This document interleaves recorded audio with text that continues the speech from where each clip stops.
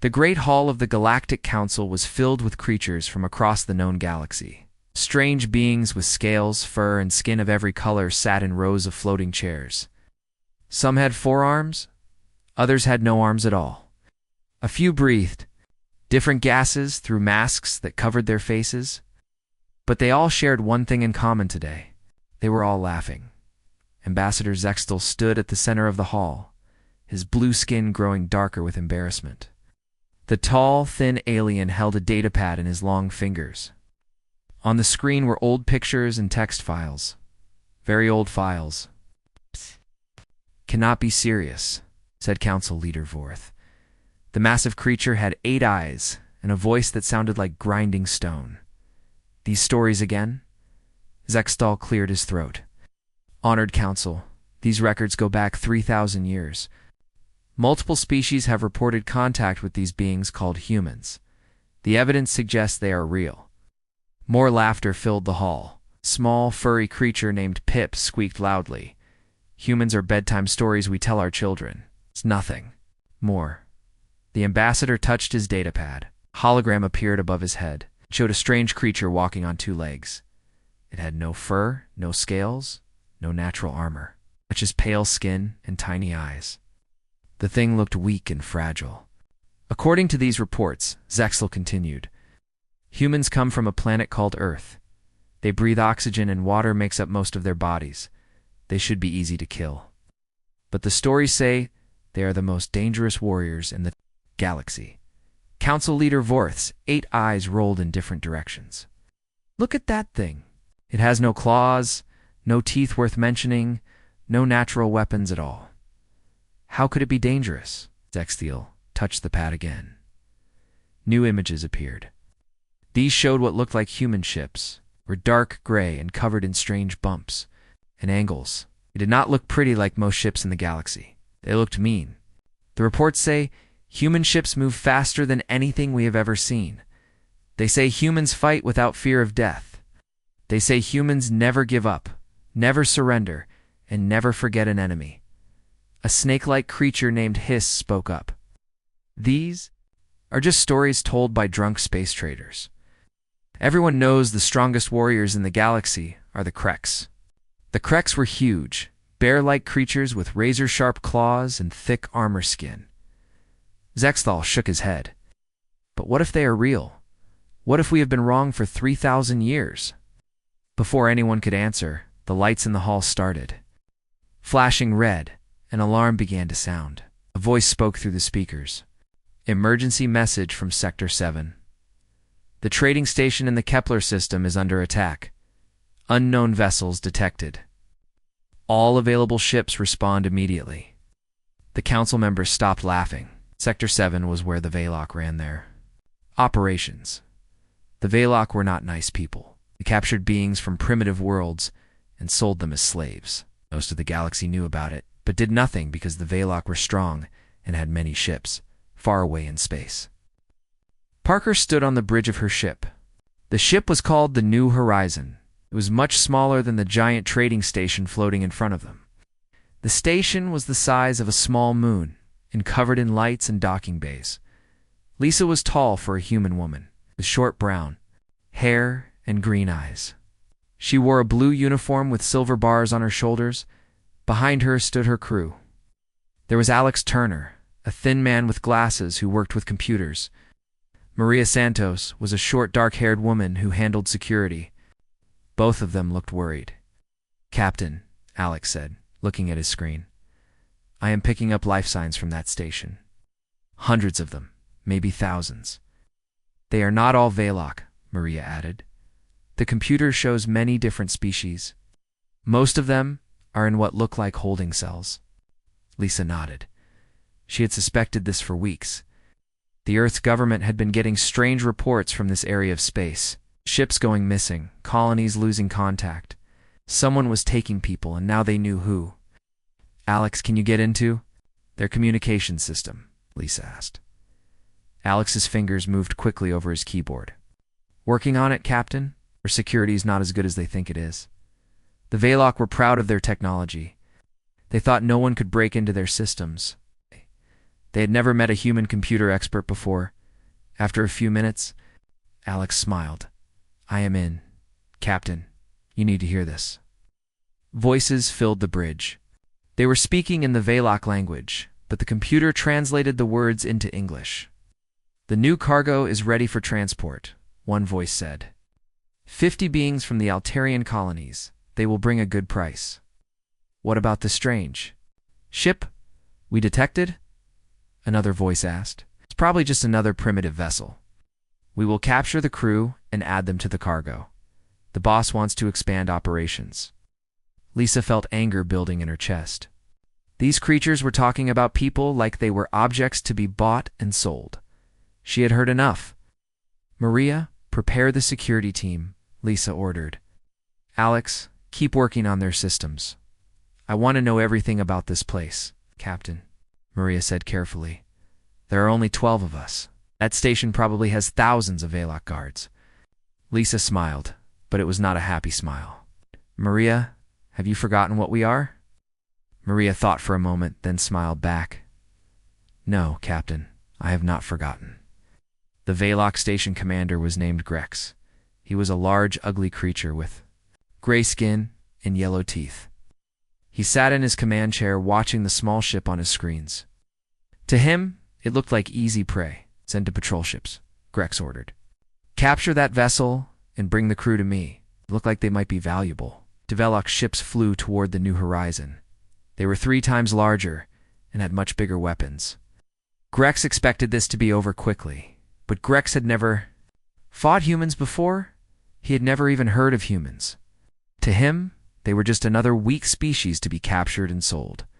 He was about to learn how wrong he was on Earth. Admiral John Carter sat in his office reading reports. The office was deep underground, in a place called the Pentagon. The walls were covered with maps of space and pictures of ships. John was an older man with gray hair and tired eyes. He had been protecting Earth for 30 years. He knew this day would come eventually. Humans could not hide forever. His assistant knocked on the door. "Admiral, we just lost contact with the New Horizon." John stood up slowly. He walked to a red phone on his desk and picked it up. "This is Carter," he said. "Begin Protocol 7. It is time to remind the galaxy that some myths are real." The 2 Velok patrol ships moved toward the New Horizon like hungry sharks. Captain Lisa Parker watched them on her screen. The enemy ships were much bigger than hers. Their weapons could destroy her ship with just a few shots. Captain Alex said from his computer station, "They are trying to talk to us." "Put them through," Lisa ordered. A harsh voice filled the bridge. The computer translated the alien words. "Unknown vessel, you will stop your engines and prepare to be boarded. Resistance will result in destruction." Lisa picked up the communication device. "This is Captain Parker of the New Horizon. We are on a peaceful mission. Request safe passage through this system." The alien voice laughed. It was an ugly sound. "You are now property of the Velok Empire. Your crew will be processed for sale. Comply or die." Lisa looked at Maria and Alex. Both of them nodded. They knew what had to be done. "Very well, Lisa," said into the device. "We surrender." The Velok ships moved closer. Soon, armed aliens in spacesuits were cutting through the New Horizon's airlock. They carried energy weapons and moved with the confidence of creatures who had done this many times before. The first Velok through the door, surprised to find the human crew waiting calmly in the main corridor. Lisa stood with her hands raised. Behind her were Alex and Maria, along with the rest of the crew. "Smart choice, the lead," Velok said. His translator made his voice sound like grinding metal. "You will live longer this way." The aliens put metal bands around the humans' wrists. The bands were restraints that would shock them if they tried to escape. At least that is what the Velok thought.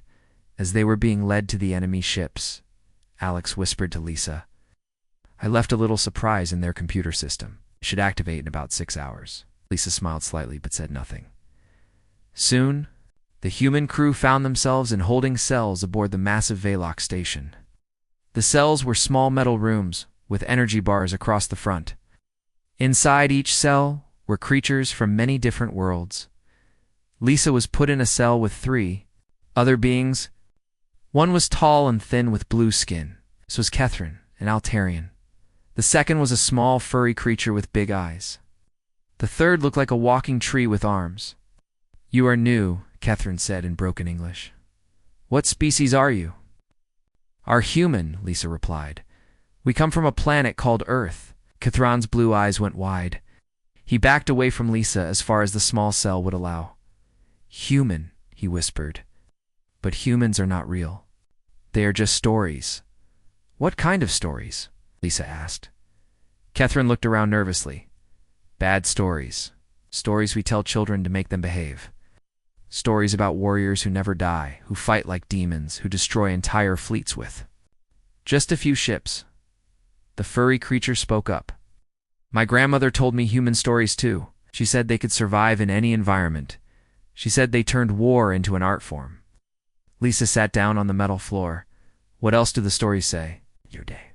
"Say humans are crazy," the tree-like being said in a deep voice. "They say humans will fight even when they cannot win. They say humans never forget and never forgive." Kethryn nodded quickly. "The stories say that if you make humans angry, they will hunt you across the galaxy. They will follow you to the end of time." Lisa looked at her new cellmates. "Those are just stories. We are peaceful people."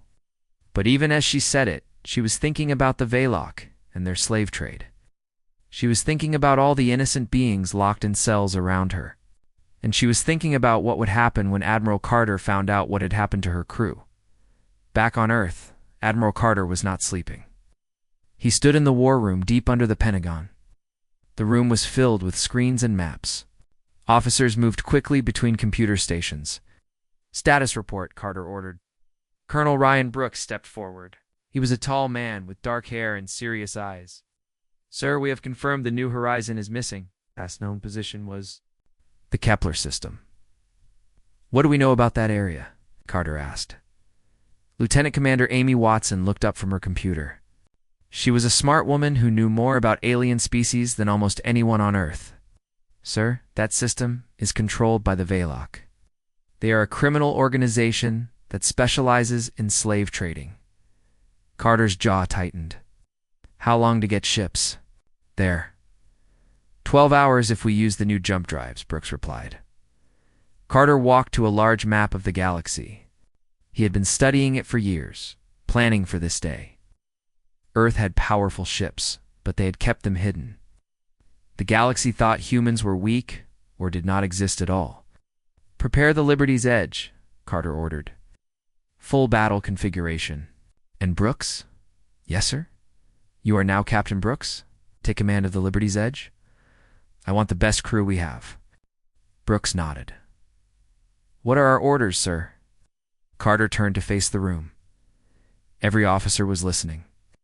"We are going to remind the galaxy that some myths are real, and we are going to show them why humans have been hiding for so long." Major Steve. Collins was in the training room when the alarm sounded. He was a soldier, big and strong, with scars on his hands from many battles. He led a special group called the Terran Marines. "All Marines to the launch bay," the speaker announced. "This is not a drill." Steve gathered his team. There were 20 of them, all trained for fighting in space. They wore special armor and carried weapons that could work in any environment. "Listen up," Steve told his team. "We have people to rescue. The enemy thinks we are weak. They think we are easy to capture. They are about to learn they were wrong." Dr. Helen Ross was in her laboratory when the call came. She was Earth's best expert on alien life forms, knew more about alien technology than any human alive. "Dr. Ross," the voice on the phone said, "we need you on the Liberty's Edge." Immediately, Helen looked at her research. She had been studying captured alien equipment for years. Earth knew much more about galactic technology than anyone suspected. "I will be there in 10 minutes, she said. On the Veloc station, Lisa was forming a plan. She had talked to prisoners from 12 different species. All of them had heard stories about humans. All of them were afraid of humans, but they were also hopeful. "If the stories are true," Kethryn whispered, "then your people will come for you." "The stories say humans never leave their own behind," the furry creature added. Lisa looked through the energy bars at the guards walking past. They were big and mean and confident. They had no idea what was coming for them. "My people will come," Lisa said quietly. "So when they do, the galaxy is going to remember why humans became legends." 6 hours later, Alex's surprise activated. Every computer on the Velox station started showing the same message. It was written in 20 different languages, but it said the same thing in each one. Earth remembers. Earth is coming. Earth does not forgive. The message appeared for only 30 seconds before the Velox shut down their computers. But 30 seconds was enough. The message was seen by thousands of beings, and some of those beings started to wonder if the old stories might be true. After all, in the depths of space, 12 Earth ships dropped out of hyperspace at the edge of the Kepler system. They moved in perfect formation, dark and silent and deadly. At their head was the Liberty's Edge.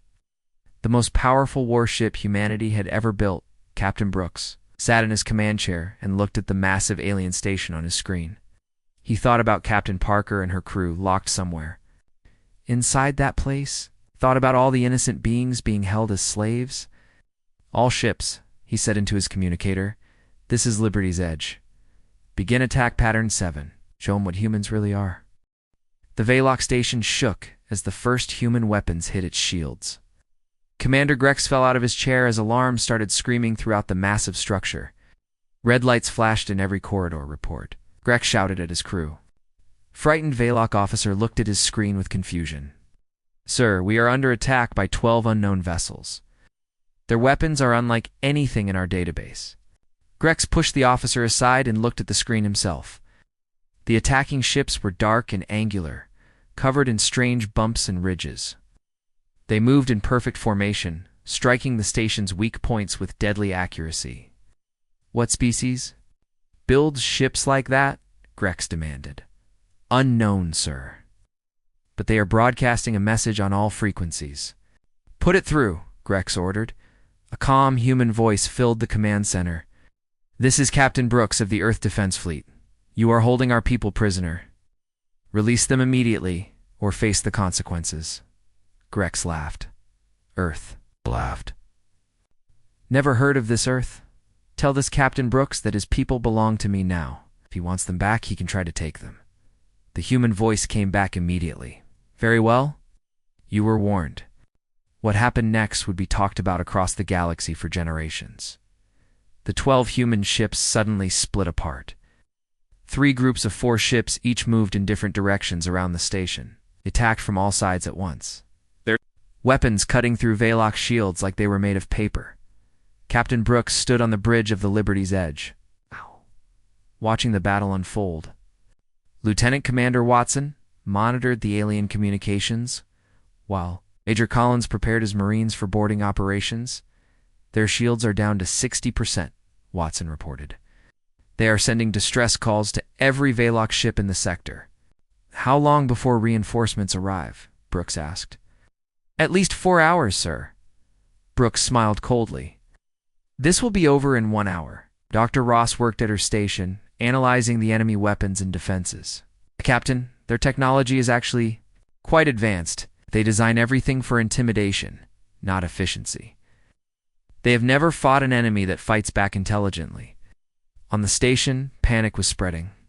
Velox guards who had seemed so confident were now running through corridors, trying to organize a defense against an enemy they did not understand, in the prison section. Lisa heard the explosions and felt the station shake. The other prisoners were frightened, but she was smiling. "What is happening?" Catherine asked. "My people have arrived," Lisa said simply. The furry creature pressed against the energy bars. "Are the stories true? Humans really as dangerous as they say?" Before Lisa could answer, the lights in their section went out. Emergency power kicked in, casting everything in a red glow. Then they heard something that made the alien prisoners gasp in fear. Human voices getting closer. Major Collins and his Marines had blown a hole in the station's hull and were fighting their way toward the prison sections. The Velox guards they met were tough and well-armed. But they had never faced human military tactics before. The aliens fought in straight lines, standing their ground and firing directly at their enemies. The humans moved like ghosts, using cover, and teamwork to outmaneuver opponents who should have been stronger than them. Room cleared, Collins reported into his communicator. Moving to Section 7. Behind him, 6 Veloc guards lay unconscious on the floor. The humans had taken them down without killing them, which confused the aliens even more. Most species in the galaxy fought to the death. Humans seemed to fight with cold calculation instead of rage. Collins and his team reached the first prison block. The Major looked at the energy bars holding dozens of different species prisoner. He pulled out a small device and attached it to the control panel. "Collins to Liberty's Edge," he said into his radio. "We have found the prisoners. Beginning liberation operations." The energy bars flickered and died. Suddenly, hundreds of beings were free. The alien prisoners stumbled out of their cells, hardly believing what was happening. Most of them had been captives for months or years. They had given up hope of ever being free. "Stay calm," Collins told them in a loud voice. His translator broadcasts his words in dozens of languages. "We are here to help. Follow my Marines to safety." Catherine stared at the human soldier in amazement. "You are real. Humans are real." Collins looked at the tall blue alien. "What did you think we were?" Miss Catherine whispered. "Stories to frighten children." Collins smiled grimly. "Well, those stories are about to come true for the Veloc." Meanwhile, on the command deck, Grex was learning that human ships were even more dangerous than they looked. Every time his gunners targeted one of the Earth's vessels, it would disappear behind the station and reappear somewhere else. The humans were using the massive structure as cover while they systematically destroyed the Veloc defenses. "Sir," one of his officers reported, "they have breached sections for 7 and 12. Our internal sensors show armed intruders moving through the station." "How many intruders?" Grex demanded. "Approximately 20, sir." Grex could not believe it. 20. "We have over 3,000 guards on this station. How can 20 beings cause this much damage?" He was about to find out. Lisa and her crew had been freed by the Marines. Alex immediately went to work on the nearest computer terminal while Maria organized the other freed prisoners. Captain Parker found Major Collins and introduced herself. Captain Collins said with respect, "Admiral Carter sends his regards. He wants to know if you are injured." "We are fine, Major, but we need to shut down this operation permanently." Collins nodded. "That is exactly what we plan to do." Alex looked up from his computer. "Captain, I have accessed their main database. This station is just one of 12 facilities.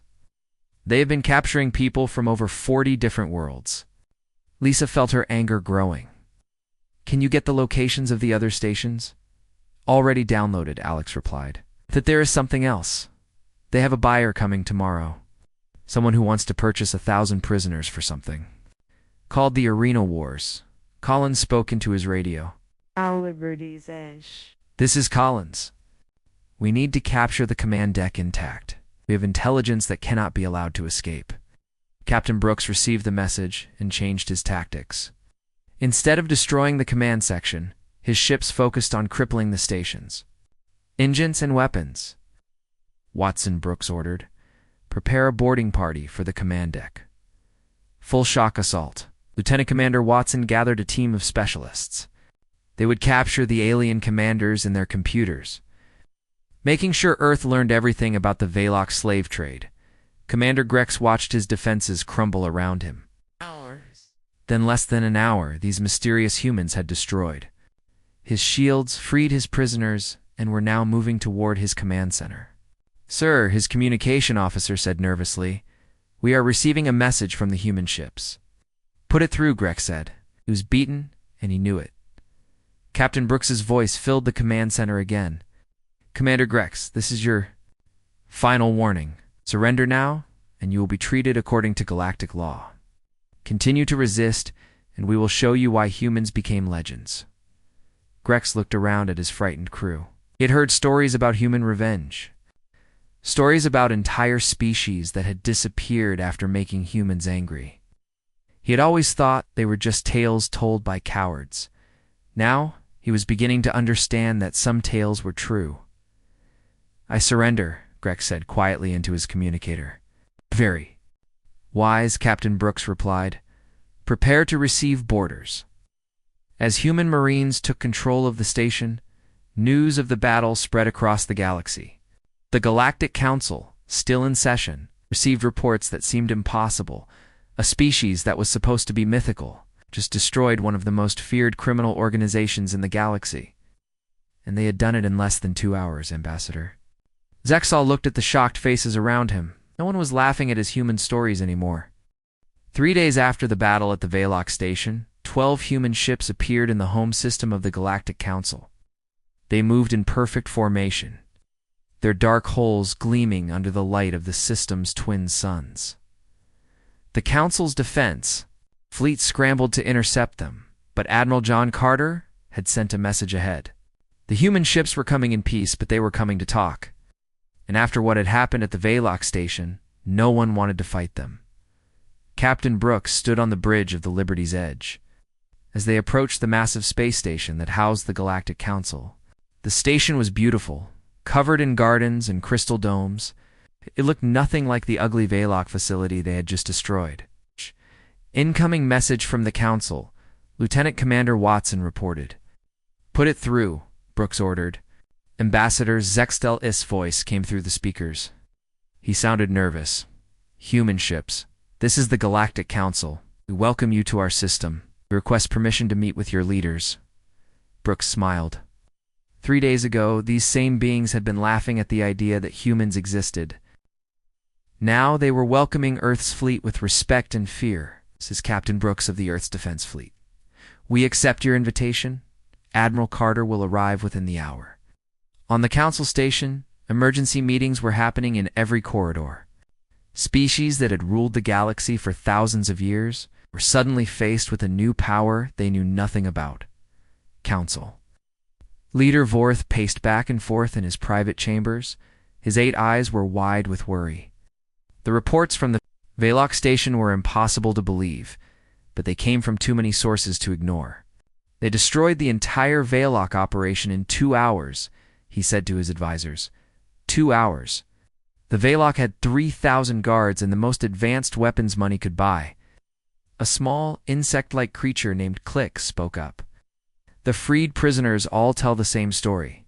The humans fought like nothing they had ever seen. Perfect coordination, superior technology, and no fear of death. Vorth stopped pacing. What do we know about their home world? Very little, Click replied. Our scouts have been looking for a planet called Earth for decades. We never found it, because they did not want to be found, Vorth said quietly. The question is, what do they want now? Admiral Carter arrived on the Council station with a small group of advisors. Dr. Helen Ross was with him, along with Captain Lisa Parker, who had been promoted after her heroic actions on the Valok station. The humans walked through the station's beautiful halls, while alien beings stared at them in wonder and fear. Some of the smaller species actually hid behind larger ones when the humans passed by. The main council chamber had been prepared for a historic meeting. Representatives from over 100 species filled the floating chairs. At the center of the room, a special platform had been built for the human delegation. Admiral Carter was a calm man with gray hair and steady eyes. He had spent 30 years preparing for this moment. As he walked to the platform, the entire chamber fell silent. Honored Council, Carter began. I am Admiral John Carter of Earth. We come here today to introduce ourselves properly. Ambassador Zexthal stood up on shaking legs. Admiral Carter. On behalf of the Galactic Council, we welcome humanity to the galactic community. We must admit we have been mistaken about your people. Carter nodded. You thought we were myths. We preferred it that way. Council Leader Vorth leaned forward. Why? Why hide from us for so long? Dr. Ross stepped forward. She was a small woman, compared to most of the aliens in the room, but her voice was strong and clear. Because we were watching you, learning about you, deciding if the galaxy was safe for peaceful contact. A murmur went through the chamber. The idea that humans had been watching them for centuries was disturbing to many species. What did you conclude? Asked Pip, the small furry creature who had laughed at human stories just days before. Carter's expression grew serious. We concluded that the galaxy had many good people who were suffering under the rule of criminals and tyrants. The Velox station was just one example. Captain Parker spoke for the first time. We found records of 12 other facilities, thousands of innocent beings being held as slaves, children separated from their families, entire populations being harvested for profit. The chamber erupted in angry voices. Many council members knew about the slave trade, but had been too afraid or too corrupt to do anything about it. Carter raised his hand for silence. We are prepared to help you fix these problems, but we will do it our way. What does that mean? Vorth asked. Major Collins, who had just entered the chamber, answered for him. It means no more hiding behind politics and bureaucracy. It means action. Swift, decisive action against anyone who preys on the innocent. The alien delegates looked at each other nervously. They were used to endless debates and compromises. The idea of quick, direct action was foreign to most of them. Ambassador Zexthal cleared his throat. Admiral, we would be honored to have Earth join the Galactic Council. But we must ask, are the stories true? Are humans really as dangerous as the legends say? Carter looked around the room at the hundreds of alien faces. Some showed fear, others curiosity, and a few showed hope. Let me tell you about humans, Carter said. We are not the strongest species in the galaxy. We are not the smartest. We do not live the longest or run the fastest. Paused, letting his words sink in. But we have something that makes us different. We never give up. We never forget our friends. And we never forgive our enemies. We will travel across the galaxy to help someone who needs it. We will travel twice as far to punish someone who hurts the innocent. Dr. Ross added, For 3,000 years, you told stories about us. You made us into legends and myths. But you got one thing wrong. What was that? Zexthal asked. It made us sound cruel and heartless. We are not. We are protectors. We fight so that others do not have to. We are dangerous only to those who choose to be evil. Captain Parker stepped forward. The Velox commander asked me why humans were willing to risk their lives for aliens they had never met. I told him it was because that is what good people do. The chamber was completely silent now. Every being was thinking about what they had just heard. Council leader Vorth spoke slowly. What do you want from us? Partnership, Carter replied. Help us clean up the galaxy. Help us build something better. In return, we will share our technology and our protection. Over the next several hours, the details were worked out. Earth would join the Galactic Council, but as an equal partner, not a junior member. Human ships would patrol the trade routes, stopping pirates and slavers.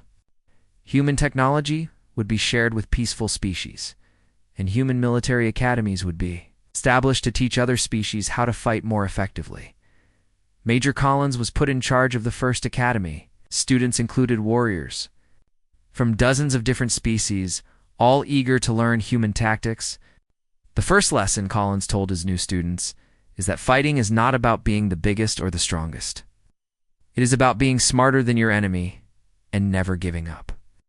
A huge Krex warrior raised his clawed hand. But humans are small and weak. How do you defeat larger enemies? Collins smiled. Because we fight with our minds, not just our muscles. Use teamwork, strategy, and technology. Most importantly, we fight for something greater than ourselves. 6 months later, the galaxy was a different place. The remaining Velox facilities had been destroyed. Pirate fleets were surrendering rather than face human warships. Peaceful trade was flourishing under Earth's protection. Ambassador Zexthal was updating the official records in his office. He came to the file marked Humanity Status. Unknown. He deleted the old classification and typed in new words. Humanity Status. Galactic Protectors approach with respect. Then he added a personal note at the bottom. The humans were never the myth. We were the fools who believed safety came from hiding instead of standing up for what is right. Outside his window, human and alien ships patrolled together in the darkness of space. The galaxy was learning that some legends were real, and that was the best thing that had ever happened to them.